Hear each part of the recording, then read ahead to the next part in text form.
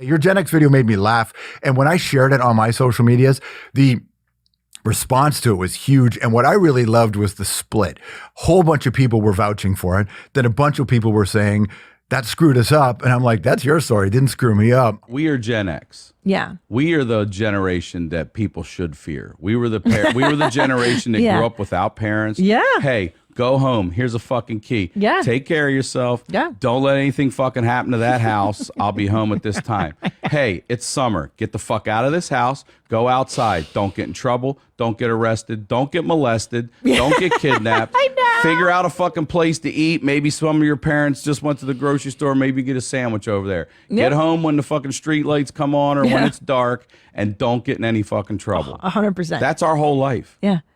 It's just figuring out how to not get molested, kidnapped, arrested, so any of the eds. None of them. So true. I'm grateful for it. They're like, you all raised... No, I didn't. I had a kid when I was 41. That's it. You know what I mean? I'm raising it. I don't even know what this generation my daughter's raised. I didn't fuck these kids up. She'd be an alpha, I guess, your kid. Generation What Alpha? is that called? I think they're alphas. Is that maybe? right? I think so. Alphas? Starting over again? I don't know, man. That's a slippery slope to be naming kids that shit. It's a man. pressure. That's going to get to them. No, totally. But I love the thing because I really did feel like what I was able to do as a kid, my mom encouraged it, was with the go outside thing, was go be bored and figure it out. Yeah. Figure it out. She didn't endanger me. I don't think they knew what the city was, but my mom, I think, was 19 or 20 when she had me. She was a kid too. So they were doing the best they could. So the concept of a helicopter parent was, I knew kids who had that. That was not my life. And you're right, just wandering in, wandering out. I'd go a week sometimes without seeing my mom when I was 16, 17 years old. And I'd bump into her at the bus stop. She'd be like, hey, you ever coming home? I am. Love you. Good to see you. And I'll see you in a bit.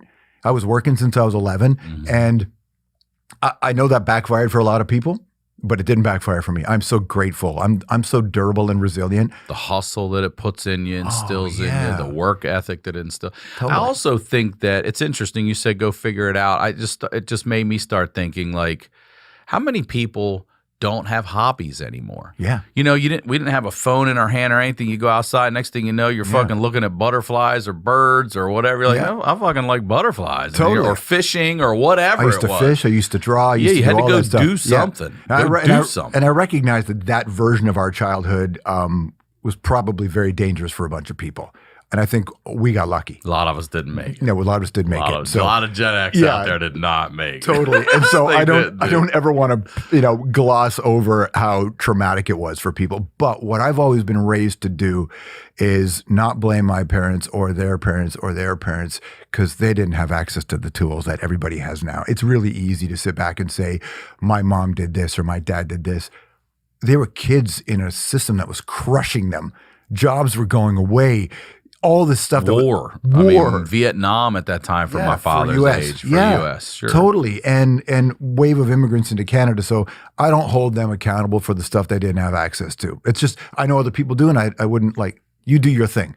But for me, I would never do it. And also, I just love the fact that you said it and you laughed. My favorite part was, try not to get kidnapped. Yeah. Because that was actually a thing. Kidnapped, molested, arrested, all the eds. That was the thing. If you grew up in poor neighborhoods, that's where the government would put the sex offenders. So it was a dodge game to get from the bus home when you're 8. You were running. I had to run from people. And when you said it just brought back a whole bunch of memories of, shit, we'd be playing baseball, man, in Sandlot Park in Rexdale where I grew up. And a van would pull up on the grass. In the outfield. Fuck that. And we'd be like, fuck, run. Yeah, hell yeah. I never had that. I've never had anything Some guy'd be like, hey, what are you doing? We're fucking running. Holy shit, on the grass. Yeah, because that's where the sex offenders went, man. That's what they do. Yeah, so I was like, you know what, man? I think it was all bad, and I wish everybody was raised differently, but it worked for me. I'm grateful for it. Yeah.